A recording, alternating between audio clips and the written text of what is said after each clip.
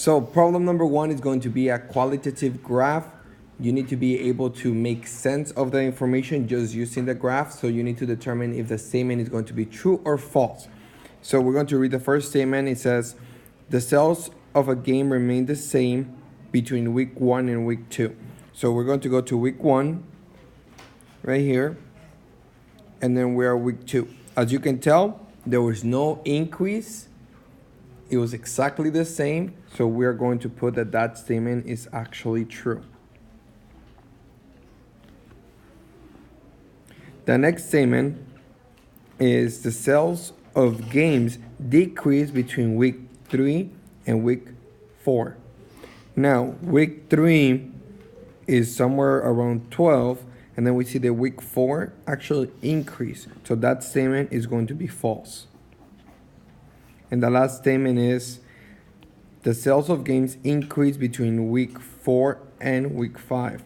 So we go to week 4 and week 5, and we see that actually went up. That means that it was a positive number. So yes, it increased. And that was it for problem number 1 on qualitative graph. Now, you have a practice problem. Write it down and answer the questions.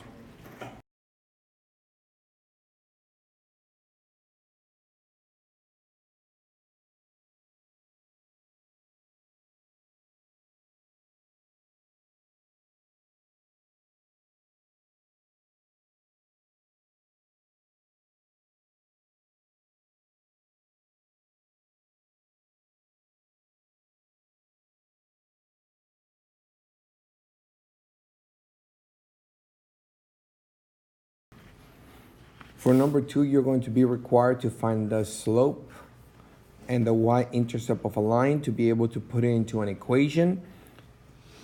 So there are different ways that we can do this.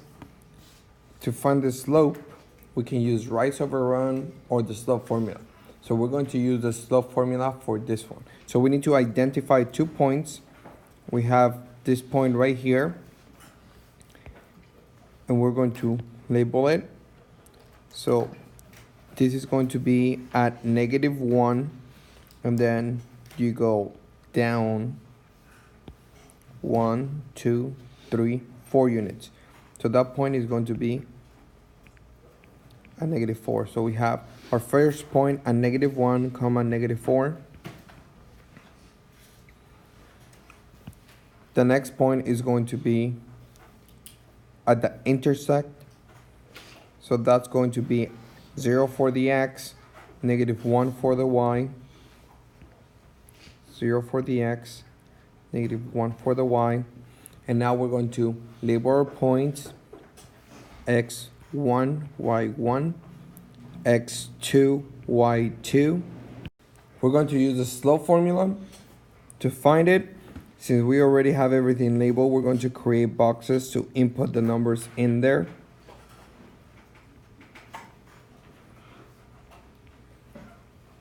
And we're going to write the formula above and below.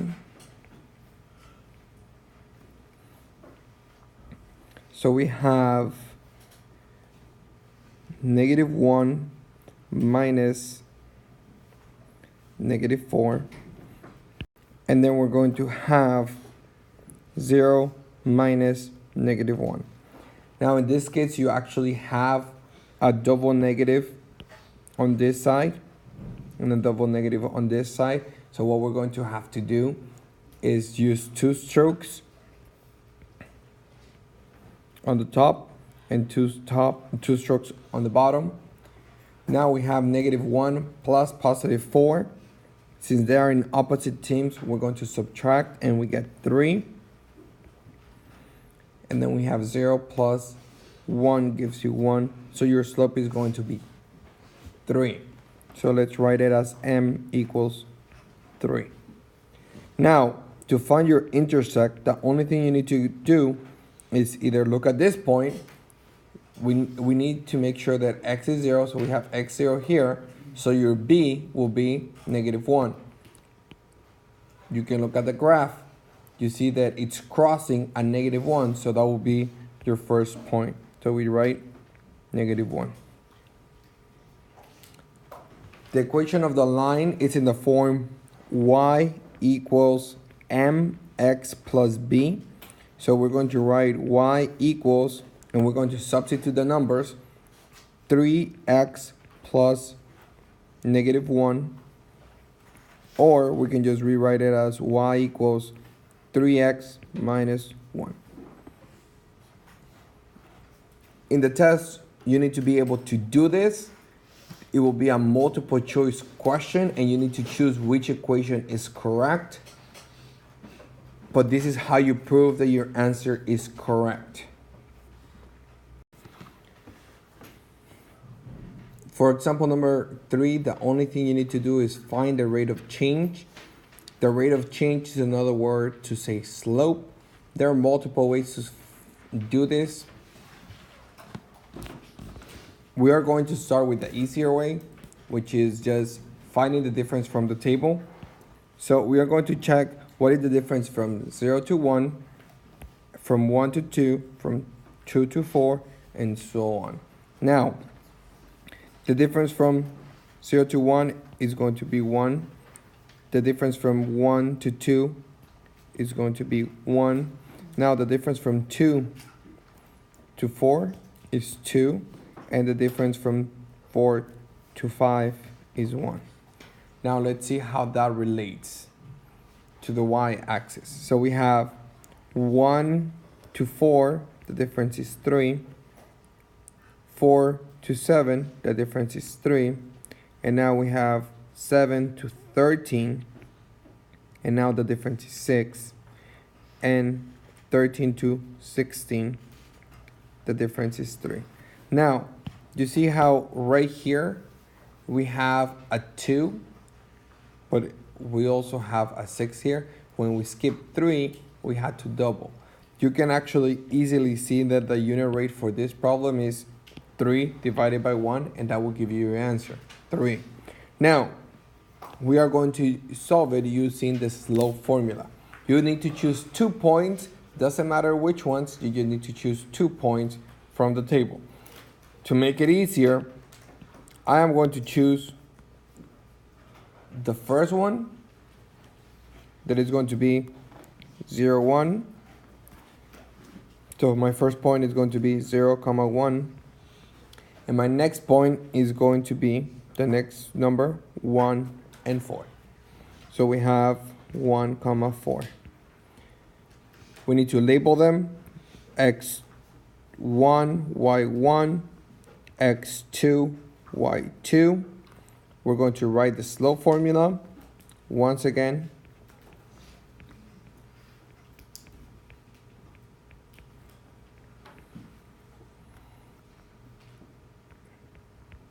And now we plug in the numbers. And our answer is going to be 3 over 1, which is the same thing as saying 3.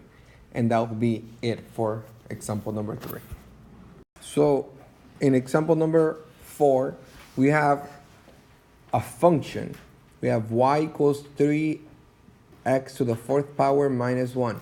Now, we need to see why this is not a linear function. So the question is, why is this not a linear function?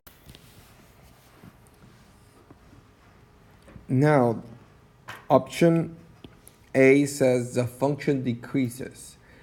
Now, when we're dealing with linear functions, we don't care if they decrease or increase. So this is not true. Some linear functions will increase forever, some linear functions will decrease forever. B says the graph of the function does not form a straight line. To be able to know that, you need to graph it to know if it's going to form a straight line or not. So we're going to leave that one till the end. C says the coefficient of x to the 2nd power is not 1. Coefficient is the number in front of the x. Sometimes you can get 1, sometimes you can get 4, sometimes you can get 3. Doesn't matter. We don't care about the coefficient because the coefficient doesn't determine if it's linear. The exponent tells you if it's linear. Now, this is not going to be the correct answer, so we're going to cross it out. D says the function does not contain the point 0, 0. We don't care again if the point 0, 0 is included. Not all linear functions will include the point. The only option that we have is that the graph of the function does not form a straight line. Now, to be able to do that, you actually need to plug in numbers to know if that's the case. So, what I want to do is just make a quick table.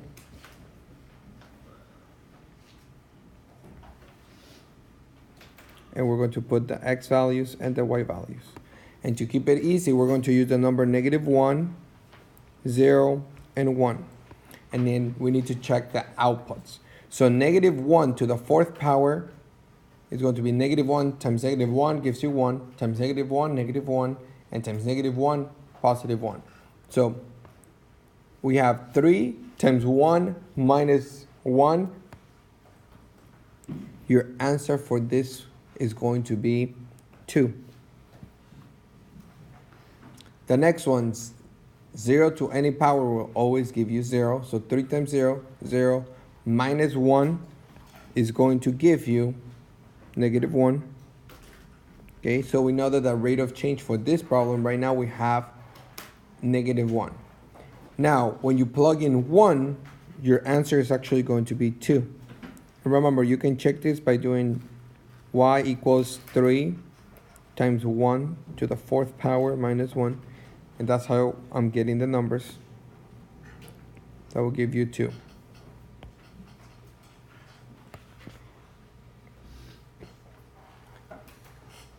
You can see the difference from here to here is actually going to be -3, but the difference from -1 to 2 is going to be +3. So that's why it's not linear. So your answer is going to be B. For example number 5, we're going to determine if the order pairs satisfy the function. So we have the function y equals 3x plus 4. So now, we need to keep in mind that we know that the first number is always going to be your x. So we're going to plug this number into the equation right here, and we expect our answer to be our y number. Okay, so we're going to start with the first one. So we're going to have y equals 3 times -1. The -1 is coming from here. This is the -1 that we're bringing in. Now, we're going to add 4. So 3 times -1 will give you -3 plus 4. Since they're an opposite team, we're going to subtract. So it's the same thing as saying 4 minus 3 or -3 plus 4. And you get that your answer is 1. So this one works. So it worked for A. Now let's check the next one. Y equals, again, we're going to write the equation, but wherever we find the x, we're going to put the x value right here. So in this case, it's going to be 0. So 3 times 0 plus 4. 3 times 0 gives you 0. Plus 4 gives you 4. So it also works for B. You're getting the y value that you're looking for. Now, let's try C. Y equals 3 times 0 plus 4. So we have the same value from the previous one, but we're actually trying to get a different number. Our answer here is 4, but 4 is not equal to 3, so C doesn't work. So we're going to put an X next to it because it doesn't work.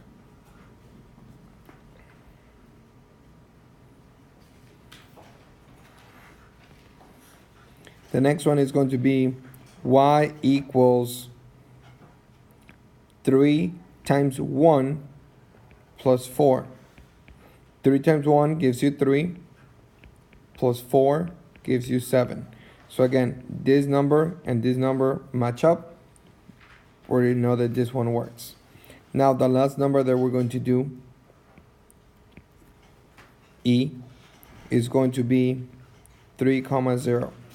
So we're going to plug in the number 3. So 3 times 3 plus 4. 3 times 3 gives you 9. Plus 4 gives you 13. 13 is not equal to 0. Therefore, this one doesn't work either. For example number 6, we're going to write an equation from a table. So we have the table on the left-hand side. To be able to write an equation from a table, you need to keep in mind that you need the form y equals mx plus b. You need to find out what m is. You need to figure out what b is. Now, we're only going to do the easy way because you know how to use the slope formula. We have the difference from -1 to -2, from -1 to -2. Again, it's only 1 unit. From -1 to 0 is going to be 1 unit. From 0 to 1 is 1 unit. And from 1 to 2 is 1 unit. Now, from 10 to 8, you're actually dropping 2. So -2. From 8 to 6, -2. From 6 to 4, -2. And from 4 to 2, -2. So our slope is going to be -2 over 1, which is the same thing as saying -2. And now, to find your y-intercept from the table, the only thing you need to do is look where the x is 0.